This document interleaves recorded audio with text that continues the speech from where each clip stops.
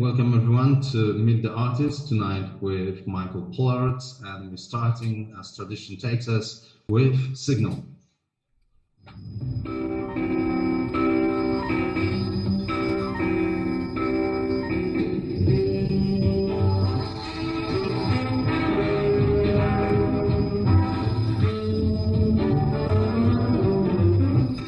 Time for jazz with Conover in Washington, D.C. with the Voice of America Jazz Hour. Jazz is made of many elements which came to this country from other cultures as people of other countries came to America. Jazz is many different ways of performing many different musics. Most recently, Latin, rock, folk music, and electronic music. We see or hear this new fusion in the music of the Mahavishnu Orchestra, Weather Report, Chick Corea and Return to Forever, the Herbie Hancock Group, and the group led by Michal Urbaniak of Poland. Michal Urbaniak, Poland. Michal Urbaniak, Poland. Michal Urbaniak.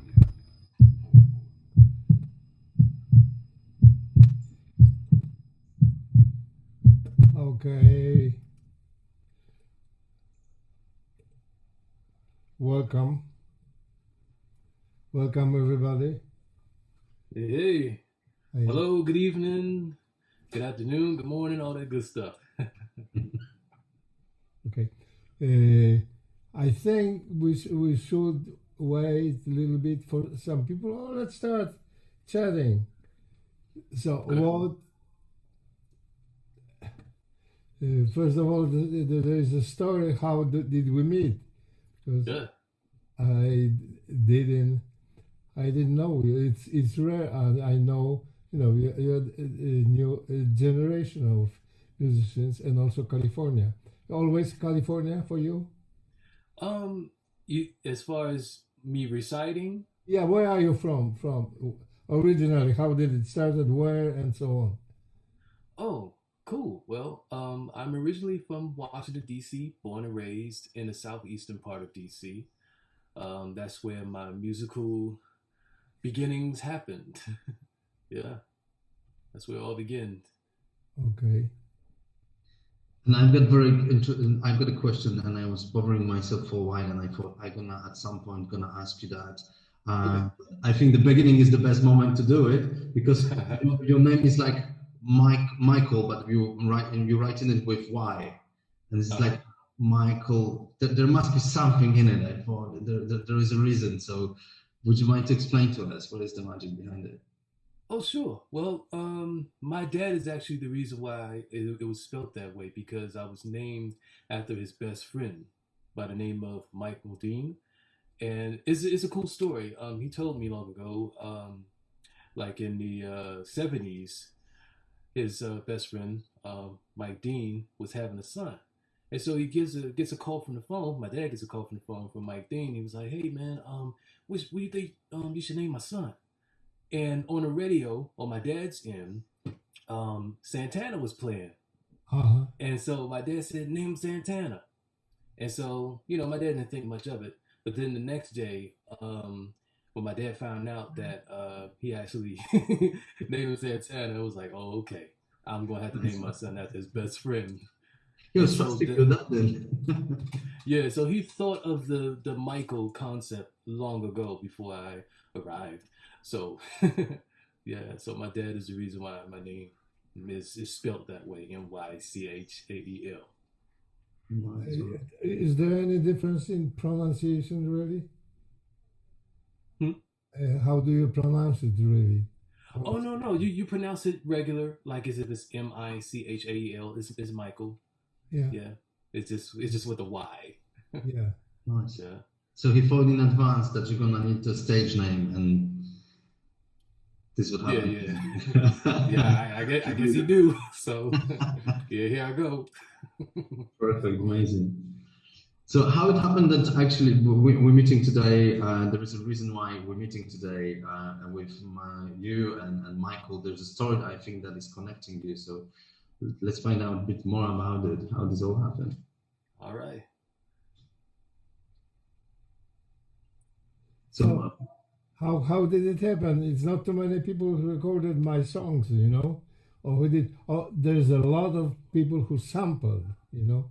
Right. A lot of sampling started with Tribe Called Quest in '90s and then went on, you know. Yeah. Uh-huh. But then, you know, I see your advertising on Facebook that you premiering my song. I was looking forward, you know, because didn't it didn't happen very often, you know.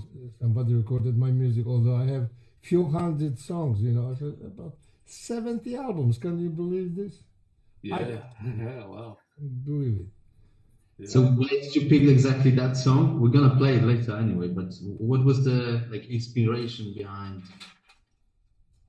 I would say the reason why I know about you is because of my dad. My dad is the reason why I got into jazz fusion music and why I play it. And years ago, I was searching for your music because one of the albums I known that my dad put me on to was Fusion 3. Uh-huh. And so when I came across Atma, if I'm pronouncing it right, Yeah. and I heard the song Butterfly, it really moved me. Plus, I heard Ursula's Dudzak version from her release too.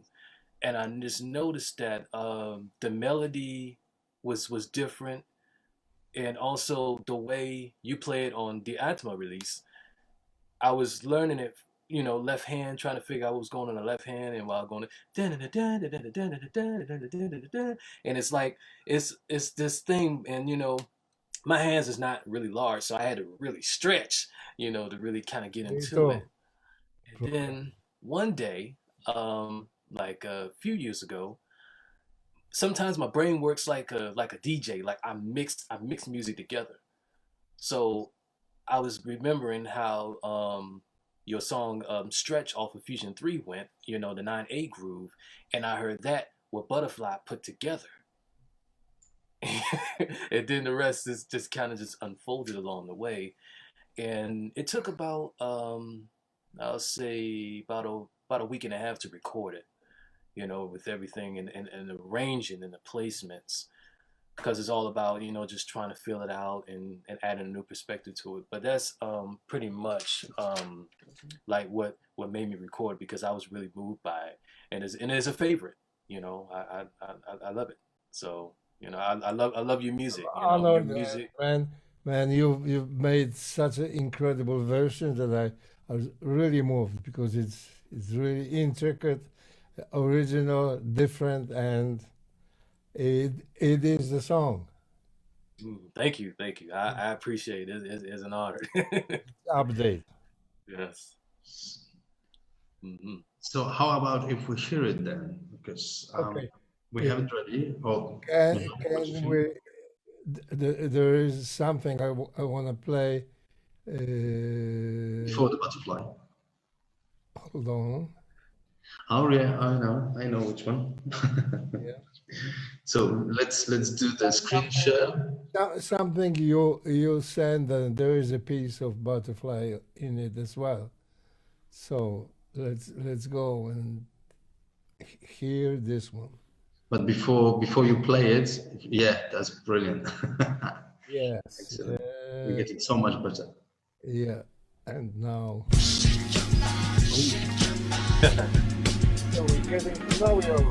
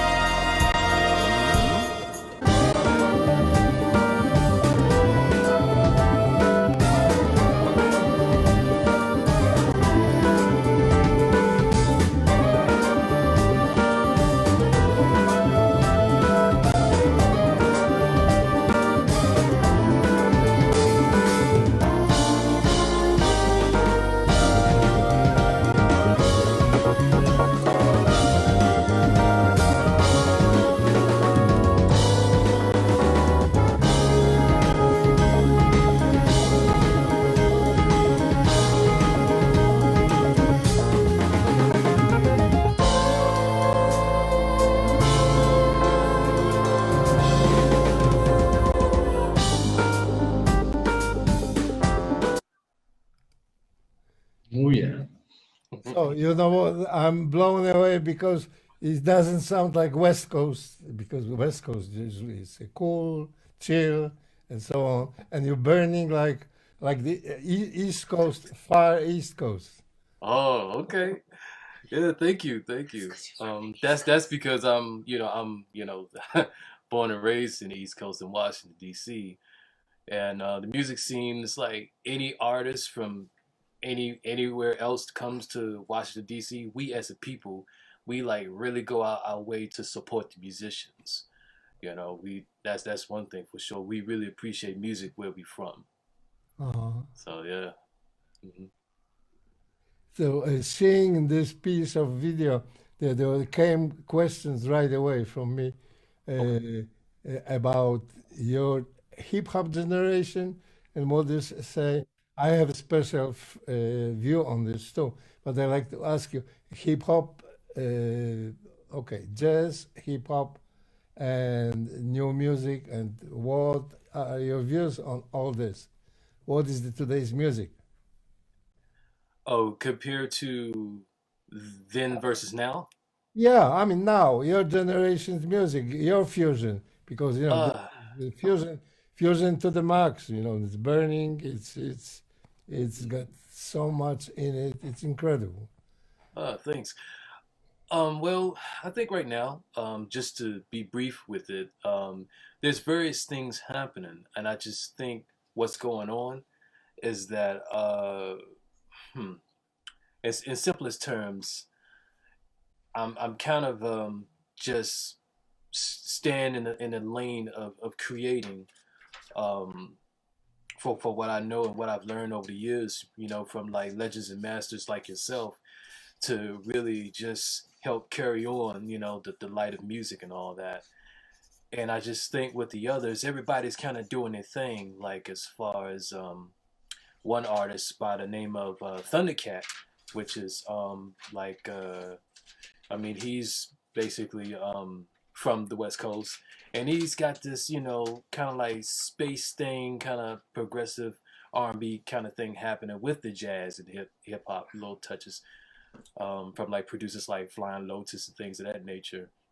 So I just think our generation, what we're doing is we're just trying to, create a new form nucleus of music that is to come, And and, what and yeah, and mixing the before with the new.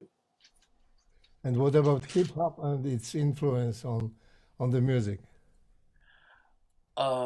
Well, as far as hip hop goes nowadays, is much different than what it was before in the '90s. As far as like the sampling, like a lot of the producers, they would go out, you know, crate digging, as they put it, and just find these incredible gems of music and mix it together. Nowadays, we don't really do much of that. We just kind of go by, checking out loops and different samples created. And the hip hop rap is a little different because right now what's popular and what's going on is called like trap, drill beats, things of that nature. And the substance is a bit more simplistic than what it was in the '90s, and also the delivery and context of what folks is rapping about is different too. Oh, Tupac, uh-huh. Yeah, yeah, straight up '90s right there. That's you know, great great experiences of, heydays of that, I would say, cuz I also like Tupac as well. I grew up on all that stuff.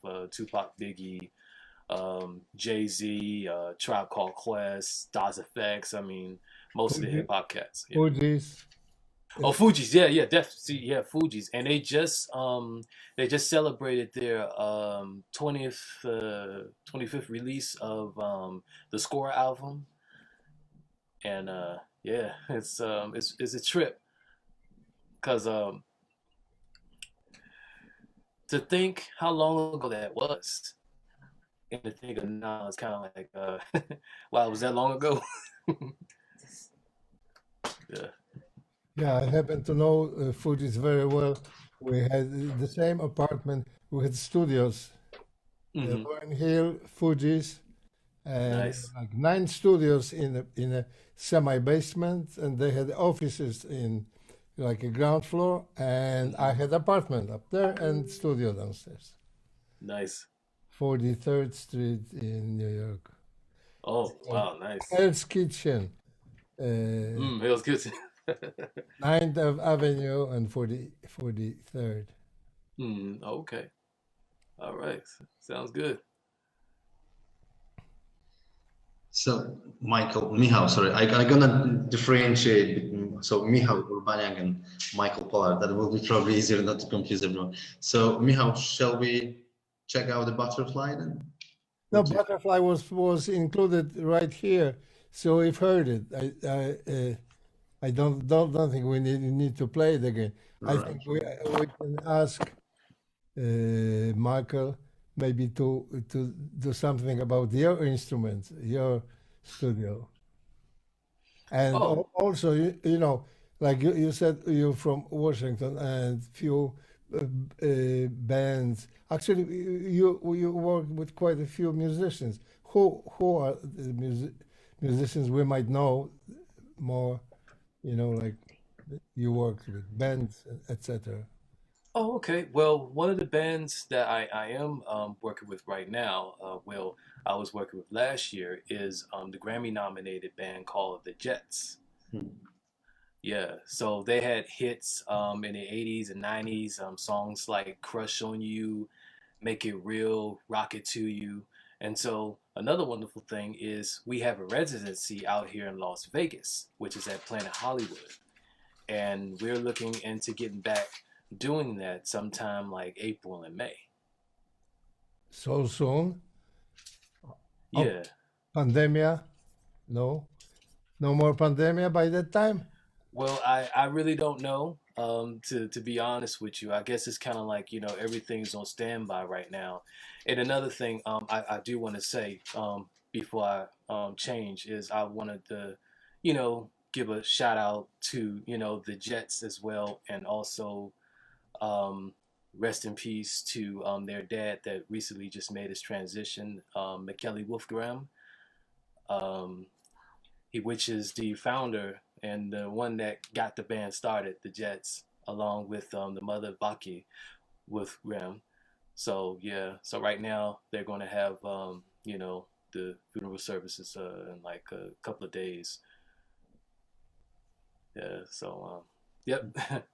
So yeah, that's who I'm working with right now, the Jets. They're a wonderful band, a wonderful family, wonderful experience. Yes. The good bands turn out to be like good family, and that then it's the best for the music, of course.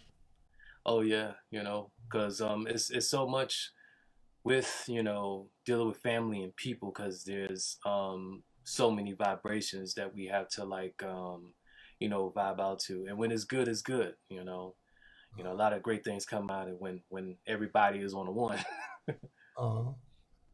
Uh, you up to making next album soon? Yeah, Abs- yeah. oh, absolutely. I got plenty of material. I'm working on so many material right now, for like other artists and things like that.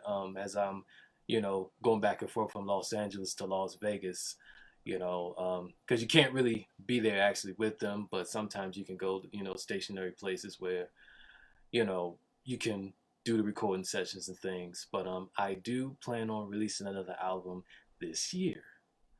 So it's to be announced, and yeah, I can't wait to show you guys what I got cooking.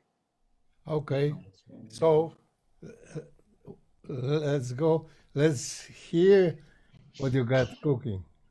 Let's hear some of it. Is there a sample you could play for us? It doesn't have to be from the album, but Well, I would say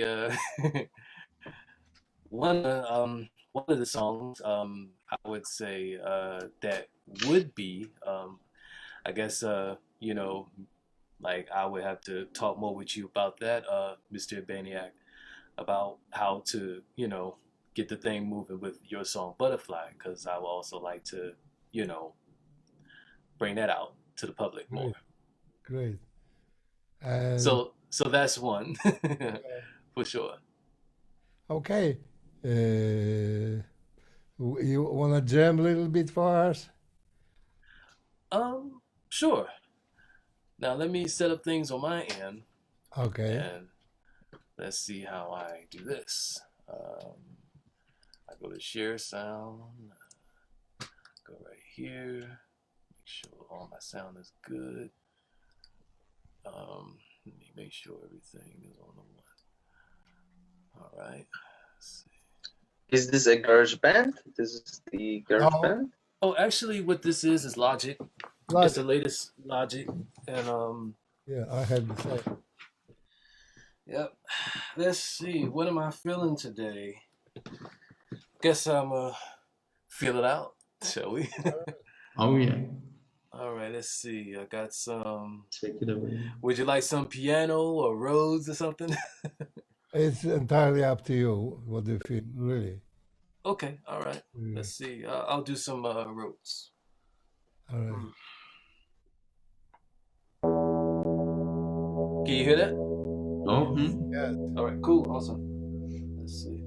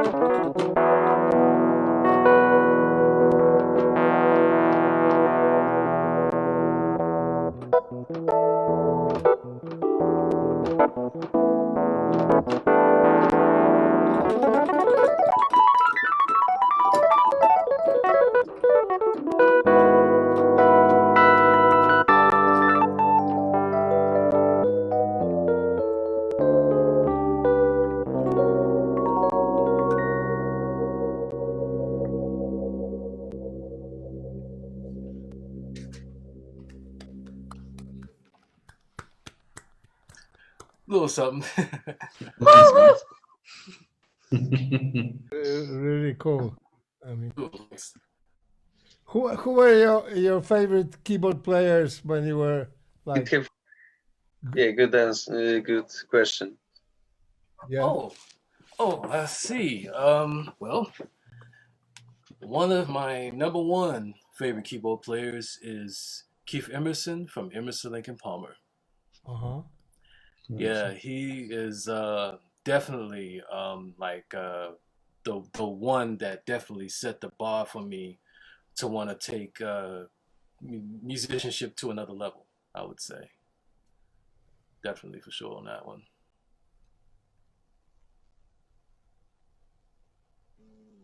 And as far as the composition or production, or you know, Oh well, it's interesting because the thing is, one of my favorite bands is Emerson, Lake and Palmer, and I just remember growing up listening to them. Composition wise, I love what they did, and production wise also. Like everything about them was just awesome.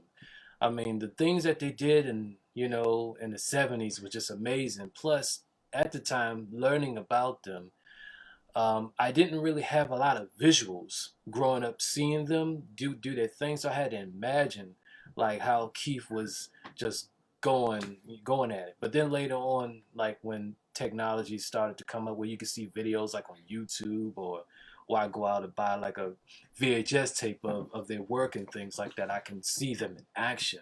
And I was even more in awe of what Keith Emerson was doing. And another true story, April 2000 in Washington, D.C. at the Smithsonian Institute, Keyboard Meets Technology.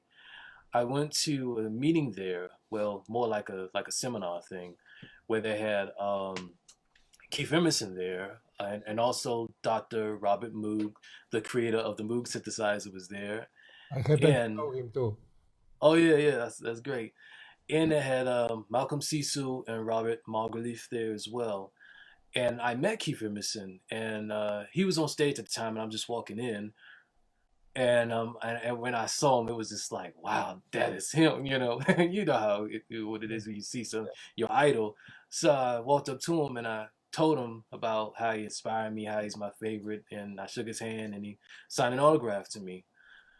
And that was a very magical day, and I just been listening to him ever since. And also to today, which is March the 11th, is kind of like the anniversary of his transition as well. So rest in peace to Keith Emerson. It's a trip. Just the amount of time of studying him. I remember days like back in school, like middle school. I would go in my room after doing homework and things like that, and I would just listen to him, Emerson, Lake and Palmer constantly. Albums like Tarkus and Brain Solid Surgery. I was just listening to it like day in and day out, just trying to, practice to what he was playing till I got it right. Yeah, Definitely got a lot right.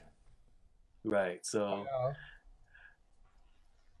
Yeah. yeah, it looks like yeah, yeah, it was so many times, and I have other, if you don't mind, I have like many other keyboardists that has inspired me as well.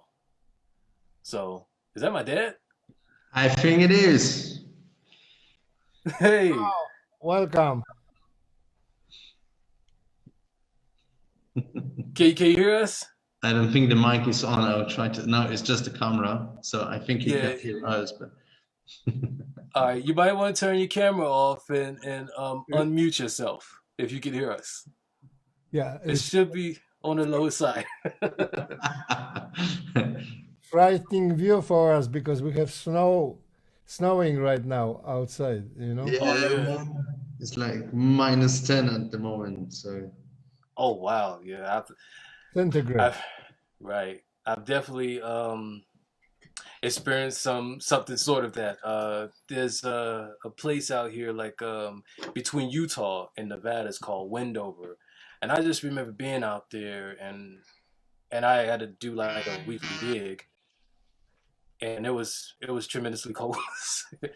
And one night we came back, it was like -3. So I'm like, okay, I better get my tail inside. So I try to freeze out there. So I feel you on that cold. Yeah. yeah, especially when you're not used to it. Like I was a few years in Spain, and then you go, to Poland over the winter, and it's minus something, and it just freezes my brain. Oh So, yeah. Gotta stay warm out there. Layer up, double up, all that good stuff. or you think about nice things like music and inspirations, and and getting more into that. So, Hmm. with this music stage, what, like you said about the artist that inspired you, like what are you planning to carry on? Is it like more people or someone or people that you want to try or artists that you would love to play with? Like, what is the future for you? Well, the future for me is I definitely look forward into collaborate with many artists because I'm a producer, arranger, composer as well, and I like to work with artists that's in the like in the modern music of now, as far as like hip hop, pop, R&B, soul, country, rock, you name it. I would like to do that, work with those artists, and also I would like to do my work as well, as far as like pushing the envelope with music to um, have more of a feel of what's happening. And I would like to also definitely work with you, Mr. Urbaniak, so we can get this thing moving with some great music, great tunes. So I mean, I definitely look forward to the future being very bright, working with various artists and just carry on to build a music legacy and to go down in history as hopefully as one of the cats, one of the legends as well. And one other thing, I want to inspire the youth to carry on too. Yeah, and to make, I think, the current hip hop and it became a little bit too simple and too commercial. Am I right? Like Absolutely. too simplified. I mean, it ain't that easy. No, it's really not. I asked myself, uh, I asked a question to my fiance recently, and we were talking just about the state of and quality of music. And Yeah. I was just telling her, I was like, you know what? I feel like I've learned all this stuff for nothing. Like, what is the use for me when you could just go straight to like the computer and you can just pull up a sample and you could just program a beat and that is that. And this is nothing against any creative sources or any producers out there or anything like that, because it is what it is. And every generation, years of time, there's always a new thing, something that we may have to get a little used to, because us older cats, I mean, or different generations, we might get like a little bad rap about when we're talking about, oh, these kids today, what I mean, and it happens in every generation, but at the same time, I like to keep up with the times too. But as far as the quality and it being so simple, it's kind of like I have no room to really play like a you know much of like a minor 11th chord or anything like that, and doing something experimental with that, or even change up the time signature, because everything is 4/4, Yeah. because you want to make music to dance to and all that and everything. But I just want to make sure that I'm one of those producers and musicians that is the go-to and the one to set you straight with the music for sure. No matter what style it is or anything like that. Because one thing I'm about is playing all styles of music. Because I'm about touching the world musically. That's the word fusion, where the word fusion came about. Right. Yeah. And actually, even the birth of jazz, it's also fusion of the Afro-European connection. Right. Exactly. So, what do you say about the blues in all that? Are you dividing blues from jazz or including? Well, I included, because one thing I was talking to some of the DC musicians, and they would even say, "Hey, man, you gotta know how to learn the blues in order to play jazz." They would tell me that because when you look at it from a sense of theory, as far as playing those blue notes, what you call it, knowing how to do that and not just only just playing the notes, but you gotta feel the notes. And this is something I was explaining the last time about feel. You know, I would, if I'm doing like a clinic or anything like that, I would let them know like the first thing you must learn before you really do music that really have a lot of things happen, or just in general, it's feel. You have to connect with the music, because if you don't connect with the music, it's just going to sound very mechanicalized. I mean, in us as humans, we can understand and feel that whole vibe, if the vibe is connecting or if the vibe is not connecting. So I just think with, blues is all feeling. I mean, if you think about it and go back to, history, black history, I mean, the things that us as a people went through, I mean, it's in our blood. I mean, we feel so much, from all that has happened. And right now, we're still evolving. So I just think when it comes down to, the jazz, I mean, it's a like a sophisticated version, almost like a sophisticated version of the blues, but with more things happening to it as far as like the fusion of it all. Yeah, I feel very similar. Yeah, absolutely, because you got to feel it, and when you feel it, it'll other people feel it too.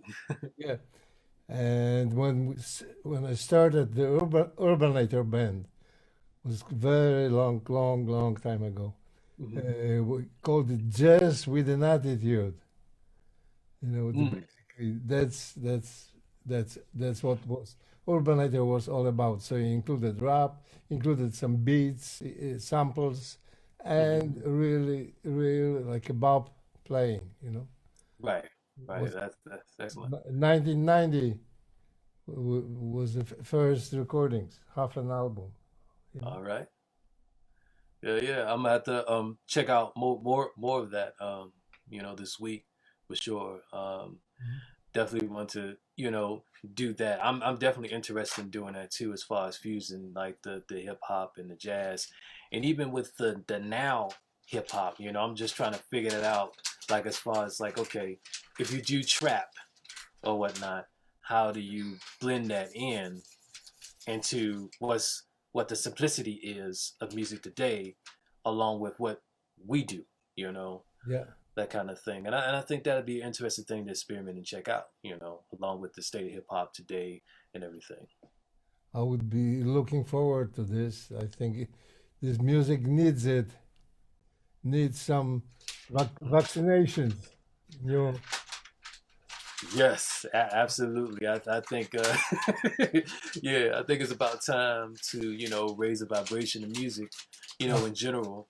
Because once you do that, I mean, I just think the state of mind start to change, and because it's nothing like when you're hearing some great music, and even to go back, a lot of the music I listen to that's kind of my favorites. It's like it's from the '70s, because I just think like when I hear it, it's so much raw energy of great feel good, you know. And then I also like the technical side of it too, of how music was recorded back then. I mean, when you're recording analog, Yeah. because analog and digital it's just two different worlds. But I would say, as far as like analog, my experiences in analog, I think, made me a better musician. Uh-huh. Because like with the tape, when the tape run out, you keep going over the tape, I mean, the quality is gonna go. So it's kind of like you got to either hit it on the one or the two. You only have so many times, to play the parts correct. So when I was growing up and trying to record, I had a lot of trial and error to deal with it as far as that. And I think that's one of the things that made me a better musician, because at that time I didn't, have all this stuff at that time, like as far as technology. So I had worked with what I had, which, both my parents had provided and stuff. So, I just made the best of it. Got to work with what you got. So, Yeah. and I practice and practice and practice. Yeah. We can hear that you practice. Uh, Well, Playing That's for sure. rings around anything with such an ease. That's big comfort, and also so you can express yourself. You don't have to play much, but you have a spare means to do that, to do anything. So would Oh you yeah. like to play us something more? Sure. Yeah. I'll change my settings to piano this time, and I'll get right into that. And you, Michael, actually solved our problem, which we had before, about playing music over the Zoom, the live, which Oh is, yeah. yeah, sharing the sound with the screen. It sounded perfect. There was no interruption. Love it. So thanks for that too. Oh yeah. Very welcome. Yeah. Yeah. I was spending like hours trying to figure that out because I'm like, okay, I wanted, to see if the quality is good. So yeah. Yep. Yeah, that's work. Let's see. What am I gonna play right now? All right. So I'm gonna mute my audio, and I'll get back to.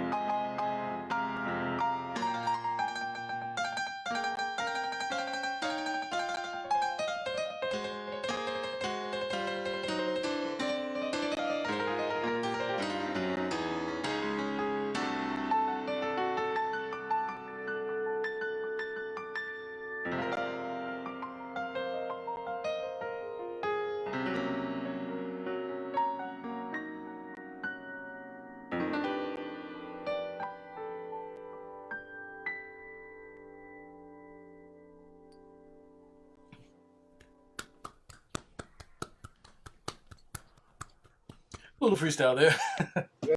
Great, great stuff, man. Very This is a great. You're freestyle. crazy. You're crazy with your time changes. You're crazy. Oh, thank you. Yeah, I like It a to. bit reminds me. I don't know, the McCoy Tyner mixed with Chick Corea and Lyle Mason, and of course you. Yes, it was like combination of everything, maybe everything. Ah, thank you so much. Cyprian, right? Yes, yes. Oh yeah, yeah, great, yeah. Thank you so much for that. Well, I thank you was- for playing because it was great to hear. Oh, absolutely, very welcome. I definitely, I love music, and one thing I wanted to say is that I'm inspired by some of the cats you were just talking about. The list is long, but anyway, I'll be brief. But the main ones I would say is from the progressive rock side of things is Keith Emerson from Emerson, Lake and Palmer, Tony Banks from Genesis, and from Yes, you got Tony Kaye, Rick Wakeman, Yes. Patrick Moraz. As far as like jazz rock fusion, one composer and brilliant musician was Frank Zappa. Definitely a big inspiration of that. You know, cats like in the jazz fusion thing, we got Joseph Zolwin, Herbie Hancock, Chick Corea, George Duke, Hermeto Pascal. Let's see, Stu Goldberg. I mean, it's so many cats I've listened to. Even Kenny Kirkland, you know. Yeah, I mean, so many musicians, so many people I've listened to. When I heard you, I remembered Kenny. You know, I met him when he was 17. Mhm. After accident, there's a little story about it, and he was on the drugs, not drugs. I mean medications, you know. But he was Okay. so pain with cane, and you know. And I've heard him with the Latin band in Village Gate, and he didn't look like he was doing anything. He was sleeping, you know, but he was Okay. burning like a monster. And Oh, nice. he was in the band for 7 years. Oh, wow, that's cool. Then Sting took most of the musicians from me. And Michael Brecker. I remember the Michael Brecker took him for, I don't know, many records, like Yeah, then later Steps on, Ahead and solo records. But Sting, yeah, of course. He was I playing remember his constant telephone to me. Michael, I'm gonna record my first album. What do you think? Fusion or straight ahead? Fusion or straight ahead was his constant question, you know. Yeah. And another thing I wanted to you know, reiterate about the reason why I know about all this music is because of my mother and my father, especially my father. And I just want to, you know, say, you know, shout out to my parents. Well, my mother, she recently made a transition like six years ago. So, like, rest in peace. And since my dad is here, I must say thank Must be you. proud. You know, he's the reason why I know about you. You know what I'm saying? He's the reason why I know about you. I wanted to say that he must be proud of you, Mr. Pollard. Yeah. Can you say So something about your son? yeah, I think he has it on mute right now. Can you unmute? You're not who it should be on like the left corner side. The unmute it. No, we don't hear it. Yeah. But one you mind if I tell a story about Yeah. how I learned about you? Yeah. Okay, so my dad he was telling me about your LP, which is his favorite, is Fusion 3, which was released on a Columbia label and all that. Think it was I think you did it like released in 75. Oh yeah, Fusion. I got the Fusion first record. one. I got the You got first one. Right. That's I love that record too. But Fusion 3, he played me two songs, Bloody Kishka Bloody Kiss. and yeah, and Cameo. Yeah. And I just remember listening to it, and it was much different than from other electric violin players I've heard over the years. And I was just like, wow, this is some different stuff. And I think of Bloody Kishka, you had Jerry Brown on drums on Yeah. that session. And And Sugad on some songs, both of them. right, exactly. Yeah, on Cameo. Cameo, I just remember listening to it. It was real smooth, and I just really loved the touch and the composition of how you just put it all together, and how you added the ensemble of musicians. I mean, you got Steve Gadd and you got Anthony Jackson. Oh my goodness, it's Incredible like bass player. yeah, Incredible. yeah, oh yeah, he's super incredible, and I'm just listening to how melodic it was, and just the chord changes and things like that. Because I definitely got to give you credit for inspiring me with those learning how to do like polychord bitonal That's chord my, changes. that's my like hobby. I love searching for voicings and for combinations of those notes. Yeah, and I remember another song off of Fusion 3, listening to Metro Liner. Uh-huh. Like there's a vamp where it's like a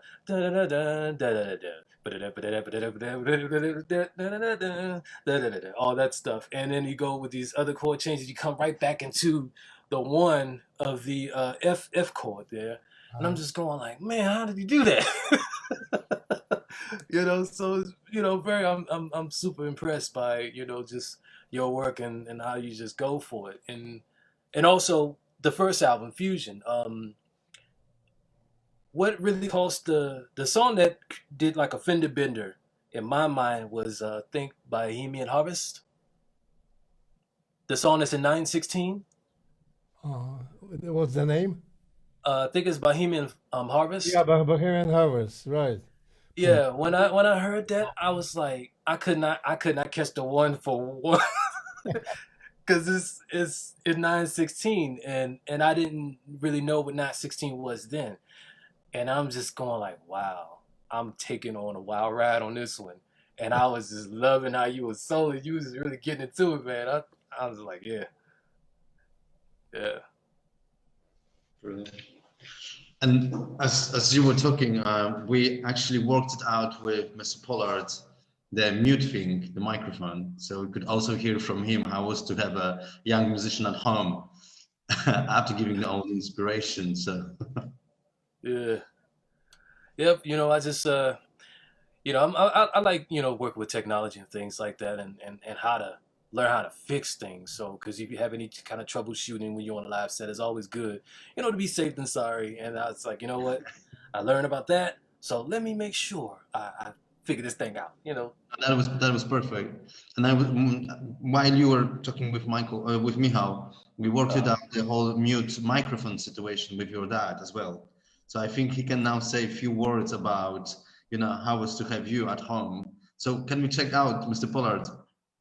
Is the microphone working with you? Oh yeah. It's my first time experiencing a Zoom, so No worries. oh, so you can hear me? Yes, we can hear you. Oh, okay. All the people on Facebook too. Yeah. Right. So how was it to have a young musician at home? Wait a minute. Well, it kind of started out with me playing my albums. Michael was 5 or 6, and I was always playing them. So, and my wife, his mom, said, Michael likes your music. I said, he does. I said, okay. So, but Michael never told me. He would just listen. So then as time went on, I just kept playing, he listening. Then he went to school, and he got in. Oh, mom's bought him a little Casio, some little keyboard, and what's this, Yamaha drum kit, something like that, something small. So I said, wow, we got to get you something else. So in school, he started playing the piano with some teachers. As time went on, he just got good. I said, I better step this up. So my sister had a daughter with another Casio that she never played. She got it for Christmas. She never played it. So I asked my sister, what is Alexis doing with the piano? She said, nothing. I said, well, can Mike have it? Because he can play. So his aunt said, okay. So I got the piano, got Mike to play it. Mike just breezed through that. So I said, oh, I got to get you something else. So I surprised him. He just got better and better as time went on. I was right there with him every day. Come home from work. First thing I do, go in his room. So I got him what did I get you? You got me a Yamaha PSR 270. Yeah, and what was your reaction when I got it? I was pretty damn stoked, to be honest with you. It was a surprise, wasn't it? Oh yeah, it was. It was wow, yeah, I really was surprised about that one. And it's like right when it touched ground and you let me go for it, I just took off with it, just start composing songs almost every day, every night, just constant. Yeah, you did with what makeshift equipment you had. I couldn't believe you did all that. Oh yeah, you can't. It's too much to tell, I guess, what you actually did. Oh, I put in work. No one would believe what you had and what you did. And there's still music here that you have in the boxes. Right. Some recordings that you got. But yeah, I got you something else after that. I had to get you another.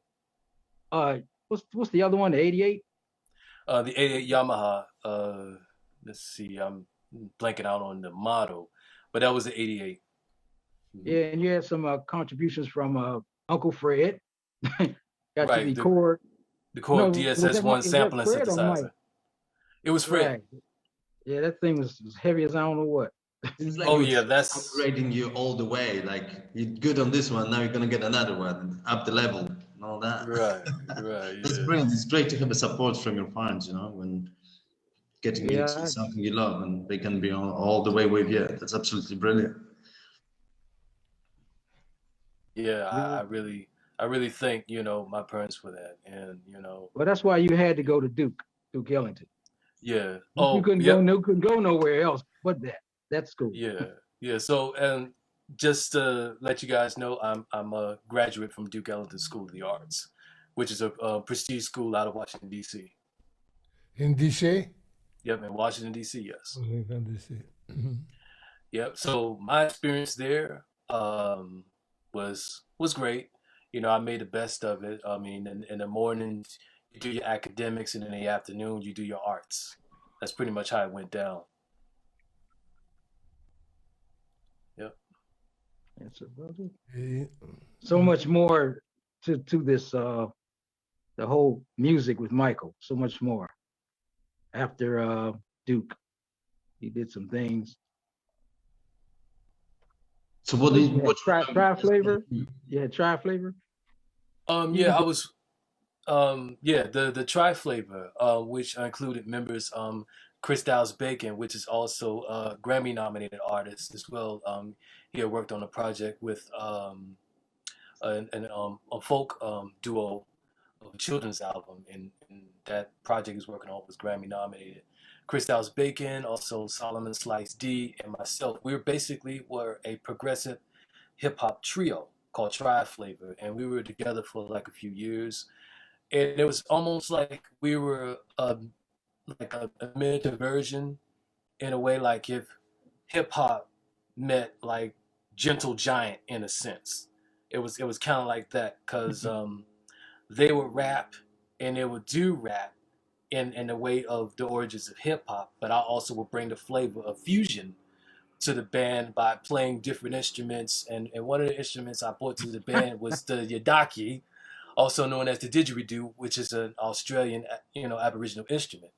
Mm-hmm. And I would play a song on the didgeridoo, do the circular breathing and everything like that, and the crowd would just go nuts. Amazing. Fusion with hip hop, with rap. Yeah. Yep. So I mean, and after that, I worked with more bands after in DC as well.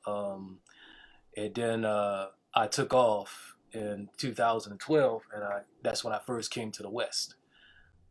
And I resided in Los Angeles at the time. And then I was going back and forth from Los Angeles to Las Vegas. And I, just been making my, I guess, westbounds here and there so far.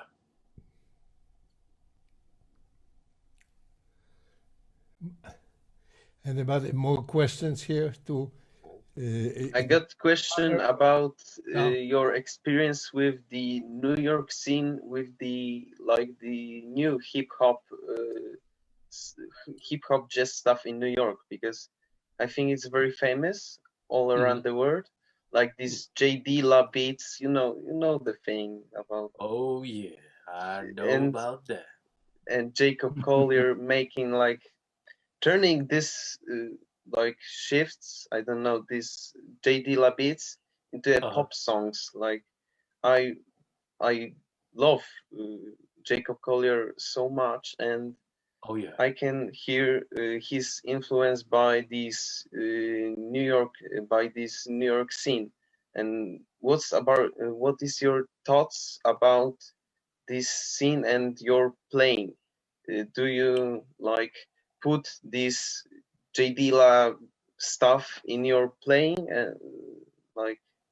Is it important when you play? Well, there's a time and place for that, and I definitely, by the way, Jacob Collier, I definitely love his work. He's a, brilliant, blazing spirit of music all around. I must say, I mean, the guy is just super talented across the board. I mean, what can he not do? So, but I also appreciate what he does with the works of Jay Dilla and things like that. And Jay Dilla is another favorite of mine as well. I mean, I would say myself and Chris Dallas Bacon, we both really dig Jay Dilla's work, and we would listen to it constantly. So mixing it, with what's happening, because one must know that even with Jay Dilla, I mean, Jay Dilla was crate digging, and his musicianship with how he utilized the Akai MPC, he really learned how to humanize it as if it was an instrument in itself. So instead of just sampling a bar, like 4 bars or 8 bars, what he would do is split up and mimic, it in different rhythms. And he'll turn out a sample to the point where you can't even recognize the song. Like, for an example, it was a story that Thundercat was telling in an interview years ago. It was Thundercat and Flying Lotus, and they met with Herbie Hancock. And they asked Herbie Hancock, "Hey man, you ever heard a song called Get This Money?" Get This Money is, I think, from like the Slum Village Fantastic Sessions. And so as Herbie was listening to Get This Money, he was like, he was just listening to it. But they asked him, "Hey man, you know what he sampled? You know what he sampled?" And he could not figure out that it was actually his sample. So the sample is "Come Running to Me" off of the Sunlight album. And he was just Black like, album. yeah, 77, I believe, 1977. Yep, 1977. And that's another record my dad had bought in the house. And I would listen to it constantly. And I think he had got it in the summer too, because I just remember, warm days just listening to it and then running to the keyboard, trying to play what Herbie was playing. and just listening to the instrumentation of the album too, because that's when Herbie introduced the size of vocoder. And I just noticed the way he would just voice it, it almost sounded realistic, like he was really singing, but he was using the Sennheiser vocoder. It was a great vocoder, Sennheiser. It's no Right, more right. around. Right. So in conclusion to your question is that I'm definitely down for merging those things and definitely incorporate it in music and stuff. So yeah, I just think with music there are endless possibilities, and it's like, if you feel it, go for it, and that's what I'm doing. So I just hope it reaches out to You are each and every digging one of and you. searching, and that's the thing in music. Like Mars was searching Coltrane was searching, and that's why they are the stars and the heroes like they are. Yeah, because Right. they were searching. Right. Yeah. And when you search, you just never know what you may find. And and I like to really just go on for a musical adventure. And that's one thing I like to pronounce with my music is the adventure of it, because I like to go different places. I love doing that. And you have so much music. Right. And I have so much music to offer as well. As we can hear it. Sister. By the way, There's some support in the background, Michael. Uh, by the way, there is a chat message. oh yeah. If Michael, are there any artists that you would like to perform with Riot for future? Have you worked with any artist well known to us? Lastly, can you freestyle another song before you go? That's Absolutely. Calera. So there was a questions and Okay. The first one was who you want to play in the future with,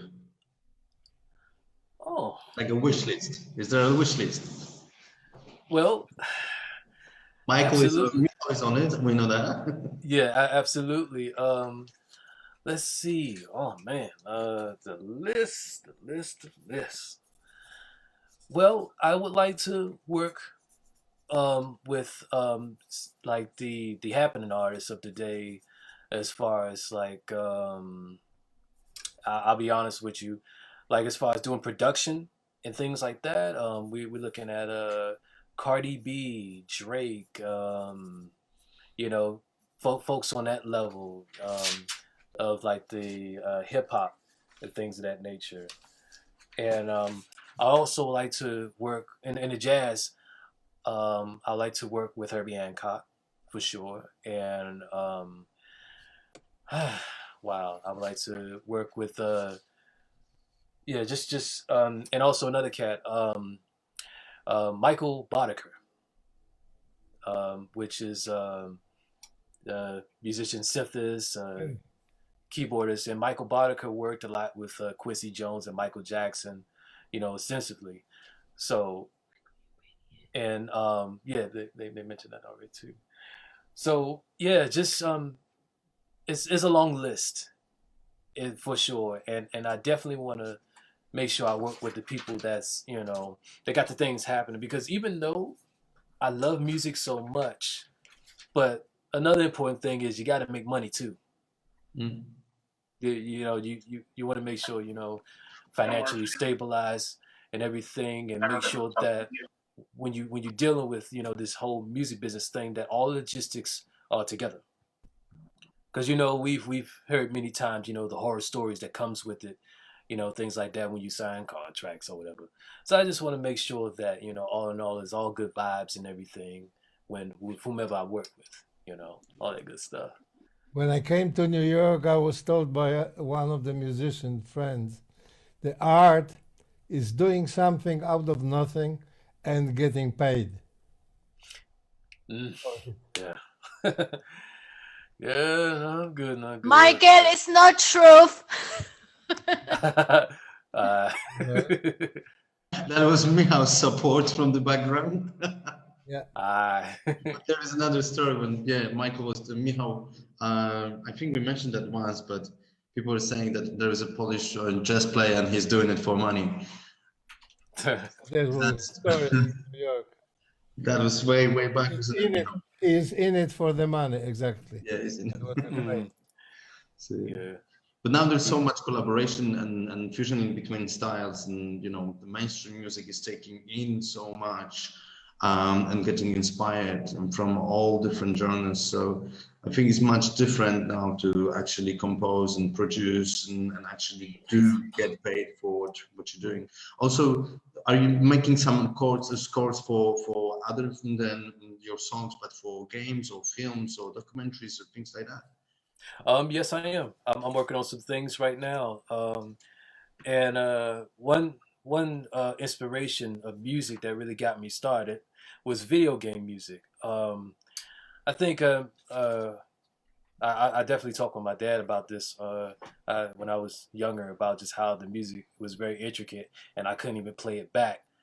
And so I was wondering, like, well, why can't I play this music back? Turns out, with the composers of the video game scores, like for like Nintendo, Sega Genesis, I mean, they weren't really playing the music actually out. They had to program it with like this Family Tracker thing, and you have to program the notes and also do all the shortcuts on the keyboards. You know, punching in the notes. It's like half punching the notes and half playing the stuff out. It's like you kind of have a mind of composition, and you also got to know the technology how to do that. So that was the thing that was bugging the hell out of me. So, but I think by trying to do that, how they were doing that also made me better. But I really love video game music, and I love listening to like scores, scoring and things like that. Because I also do arranging for strings, horns, and all that stuff. And you will hear some of that on the next release that's coming up, hopefully this year. Great. And what is your favorite game, or the game you would love to make the music to? Ooh. Tough one. Yeah, it's so many. But one thing I want to touch on as far as like video game, as far as well, one is Super Mario Brothers. I mean, Oh yeah. yeah, I would definitely put a nice twist with that. And it's another game called Solstice. The composer was Tim Fallon, I believe an English composer. And I just remember my dad brought home that game. As a matter of fact, I'll never forget that day because I'm thinking Solstice. What's this about? So right when I heard that music, I was like, "What in the world?" It just sounded like I saw like colors and bubbles through my ears. It was on that level of like composition. I'm like, man, I ain't never heard nothing like this before. So I got more addicted to the game because the music was just like intricate and sounded like just it was a really magical thing. So hearing that score of Solstice, a lot of Tim Fallon's inspiration also ran through me as far as learning how he played it, but it was programmed. But I just happened to learn how to play it out too, which was quite a feat. So yeah. But the George Duke, Mr. Freeze. Oh yeah, recording that too. I did that years ago. George Duke, Mr. Freeze. That's one of those compositions by George Duke where he was really going for it, and playing it note from note, listening back and running it back and forth, and trying to play it fast as him too.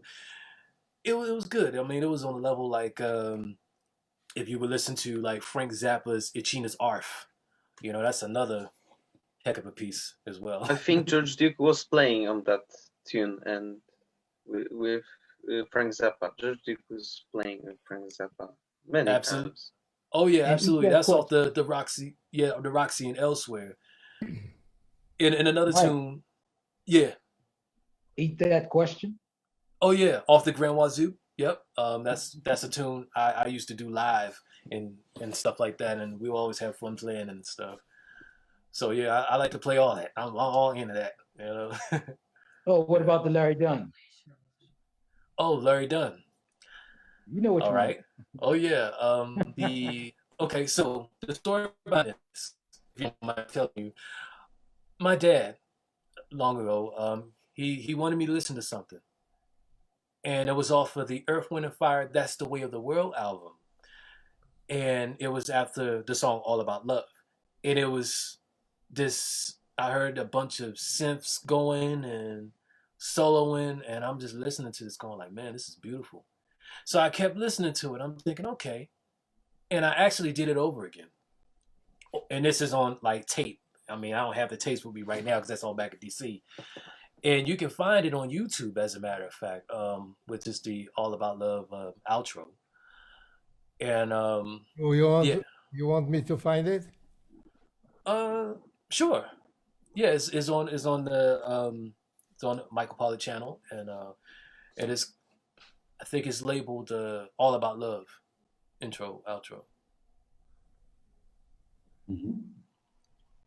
Yeah, I really that's another keyboardist, Larry Dunn, definitely an inspiration. I've definitely listened to a lot of his stuff, even the stuff that he had did with a band called Caldera, which had cats like Steve Talvagion and Eddie DeBarrio. I mean, those were some great albums that he did with them and stuff like that, like records like Sky Islands for one, which my dad put me on to. So listened to a lot of that then. Right. Seems like your dad put you into a lot of in a lot of things, a lot of music. That's good. That's good. So, do you jam with your dad as well? Like when you meet and then you jam together? Or? Yeah, we definitely talked extensively about that. We're definitely going to jam together, and I definitely look forward to that. So, and in fact, different side of the coast. Yeah, he's in the East Coast, and I'm in the West Coast. And one thing I'll say is both my parents were musically inclined. My mother, she would sing at times, and my dad, he's also a singer as well. He played trumpet, drums in the background. percussion. Yeah, he's a percussionist. No more trumpet. No more trumpet. Okay. I had to make a decision, and I picked the percussions. Perfect. Right. So yeah, but definitely, like my dad's definitely the reason why, and my mother, they both collectively is the reason why I came out the way I did. Even though I may not have had like the most top gear of gears, but I worked with what I had. And if you don't mind, I'll tell a quick story. My mother got me this two-way sound system. And what happened is, in long story short, I figured out how to turn it into a multi-track system. Nice. Where is the will, there is, where is the need, there is a will. And tools are tools. You can play, Right. People play on the pod and they make the most amazing stuff. It doesn't matter about the tools, what I find. It's just the talent. And the talent, you've got plenty. So it's completely different, And also, there was a question from Carletta. I'm trying to, if I'm pronouncing. Yeah, Carletta Allen. Yeah, that's my sister. Yeah. All right. Yeah, Nice shout out. Yeah. So that's you played with Jeds. She in her questions asked him about like a no name. So the Jeds are the first that I can think of, but there are a few other people also on the video about you. So how was working with Jeds? Working with the Jets is a wonderful experience. I mean, I must say, it's their family, and they're family oriented, and they are as one. They really unify with each other and things like that. And I really love working with them, and it's an honor to work with them. And every time we get on stage, it's always like it's constant movement. Like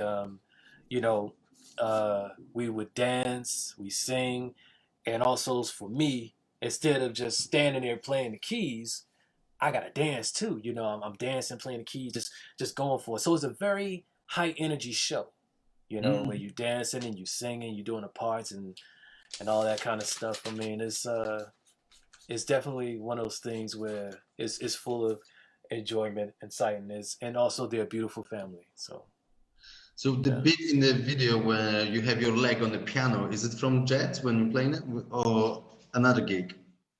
Oh, that was from another gig. Right. That moment when I did that,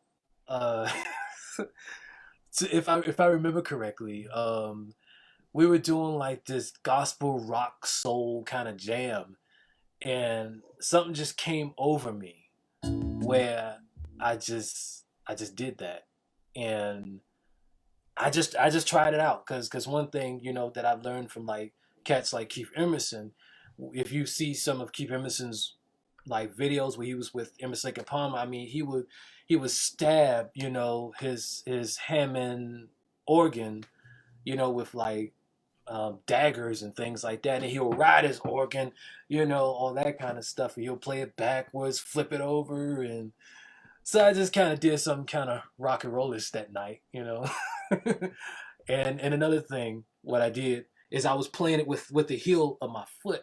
Like I was trying to play notes with the heel of my foot, kind of like the technique that you do when you're playing an organ, when you're playing the bass with your feet, kind of like that. So I was just getting creative with it. Truly it was.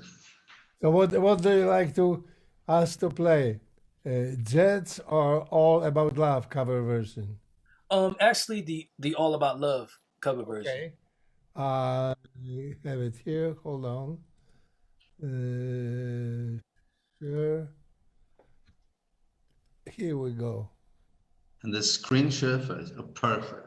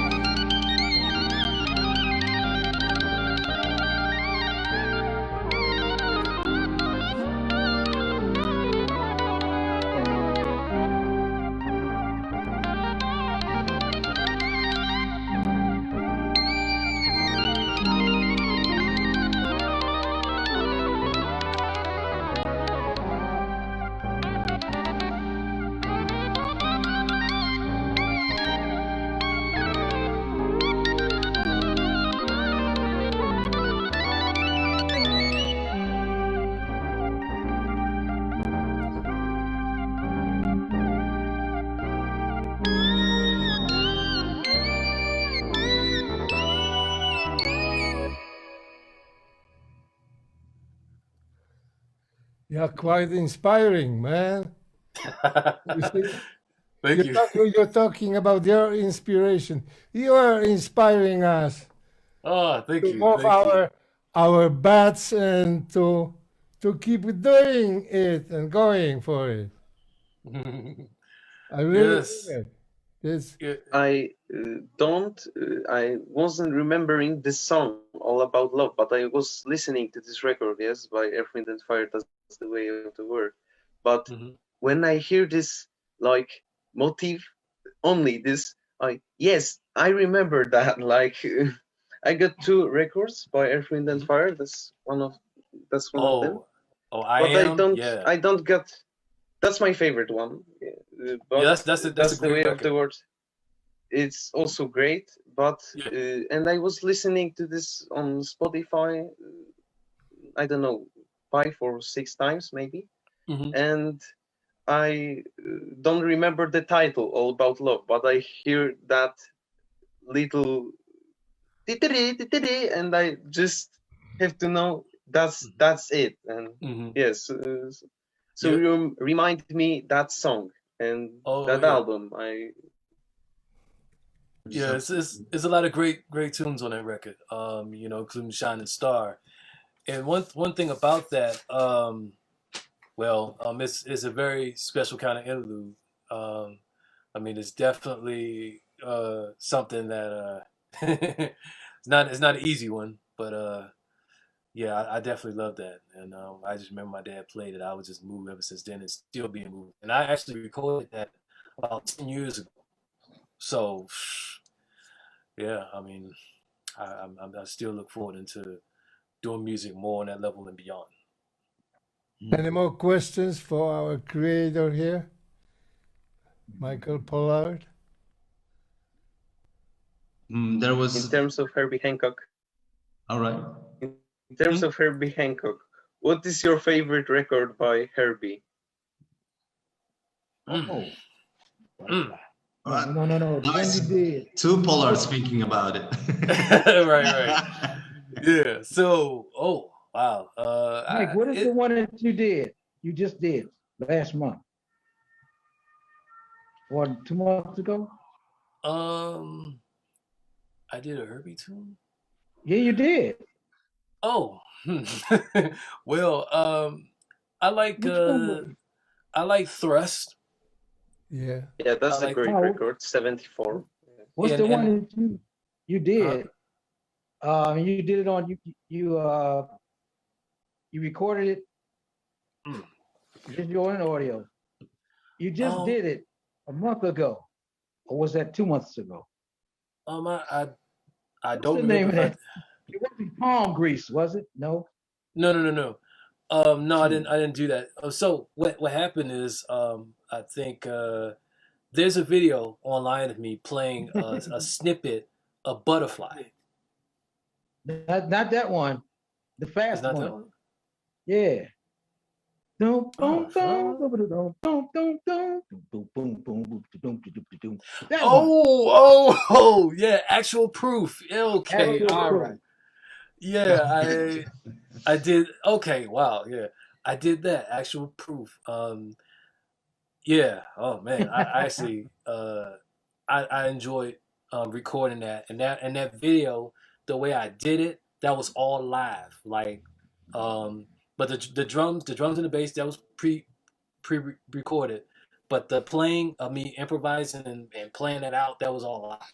And you could even see it in the back screen of it in the red, where I'm like, rolling it. Do you still have it programmed in your Logic? Uh, that wasn't. I didn't record it in Logic.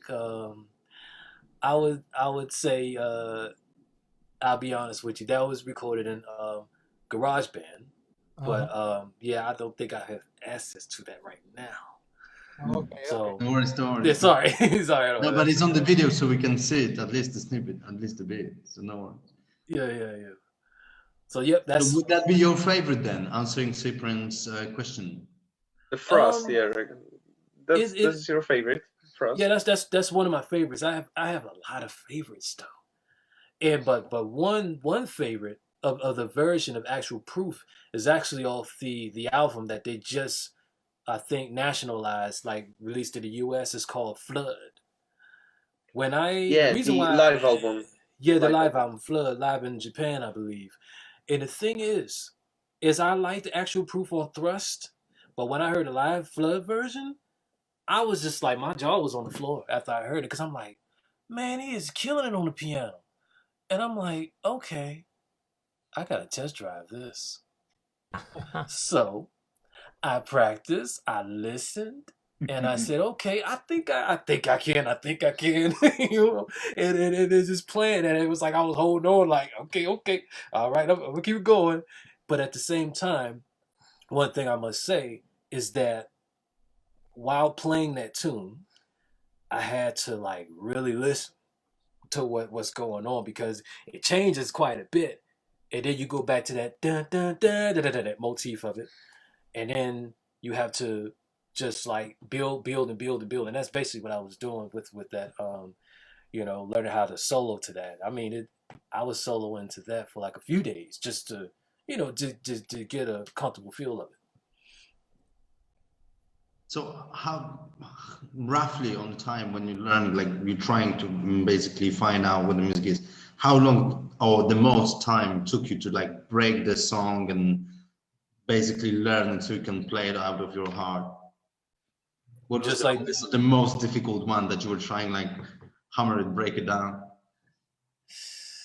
oh, Or was it like the one that you remember that was tough? So uh, well, recently, I'll be honest with you, because Michael Urbaniak's Butterfly, I would say that had uh kind of a challenge to it as well. And I say that because it was some parts in it I had to re-listen to, and I had to like certain chords and things I had to like relocate and really listen to it because I wanted to make sure it was perfect. I mean, if you're touching on a cover song on someone's song, you got to make sure you nail it and you get it right. I mean, that's just for me, speaking for me. So, but listening to it, it was just the melody, I think, is what got me a little bit, and along with the chord voicings and trying to arrange it from going to 9/8 groove and then you change it and go to 7/8. Yeah. I had to format that, and that was had a little challenge to it. But one thing I must say, as far as challenging tunes, is keep Emerson Lake and Palmer's Tarkus. That It's is a 20-minute song, so yeah, it's a bit hard. man, but to play that live, I mean, I gotta it'll take me probably, I'll say, I'll be honest, about at least a month to make sure it's perfect. But to play like Tarkus from beginning to end, Eruption, but a favorite of mine that I like to jam to is Manticore. Manticore is, it's kind of got its little things to it. I might, like, if I'm warming up or whatever, I might play a little bit of Manticore, but it's still got its challenges to it. I have a little short story about Butterfly in Columbia Records. I brought Okay. the song to A&R man, and he says, look, why do you put so many songs in one? I mean, they start and groove and keep going on, and then the next one, and you keep changing and changing. And with my broken English, I didn't speak much English. I said, you get more for the money. Yeah, how about that? Yeah. Mm-hmm. Nice one. Yeah. So True story. that's it. I think I'm coming back to the last part of the question about, the one that you said your sister, yeah? Yeah. She Carla, asked, yes. she asked, and we cannot resist to hear another jam No, to close, right? absolutely. This is what I was about to Close say. our great reading and looking forward to anything and to stay in touch. And we are planning master classes, webinars down the line. So we'll be seeing each other here or there or anywhere. Right. Offline, in person. Right, sooner or yeah. later. In the fall, we go back because we are doing it for 14 years. Like Urbanator Days workshops and concert, like a 2-day meeting with everybody, and then concert with jam on the end with attendants who come. Cool. I would love to do that. I definitely look forward to that. Yeah. I appreciate that. Thanks in advance. I look forward to working with you guys with that. All right. So Don't keep us waiting, Michael. Don't keep us waiting. Play another one if you can. Play something. My bad. If you My bad. I'm could. sorry. Well, just to answer your sister question, man.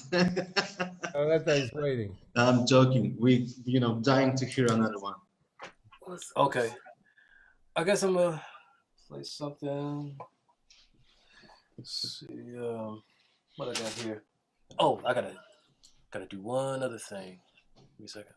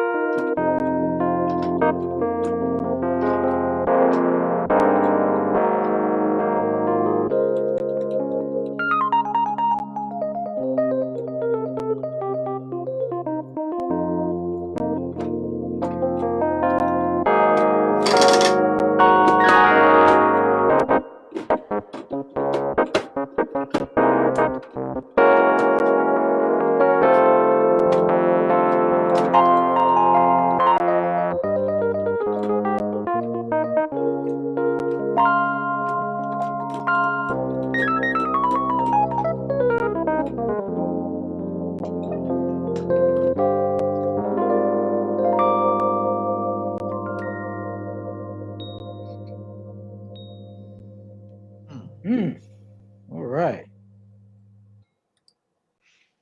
Okay. All right. That was Yeah, that nice. was I was trying to play "Let's Chill" by Guy, by the way. Trying to remember in my head. It's a cool song. Uh, A flat major. Yeah. And you've got a lot of love on Facebook for that one. All right. And from Hey, Yeah. us, Mike, absolutely brilliant. Hmm? Mike, Yes. there's something we forgot. We Oh, forgot what's that? about Dave Klein. Right. Dave Klein. That was before Tri Flavor. You're absolutely correct. Yeah. Yeah. So yeah, let's talk Got about him that. into Dave Klein. Right. Right. Exactly. You know why? Right. Right. Yeah. So The the story. violin. Yeah. Dave Klein, excellent violinist. Definitely reminds me of you, Mr. Maniac, and he's definitely one I've worked with in like early 2000s.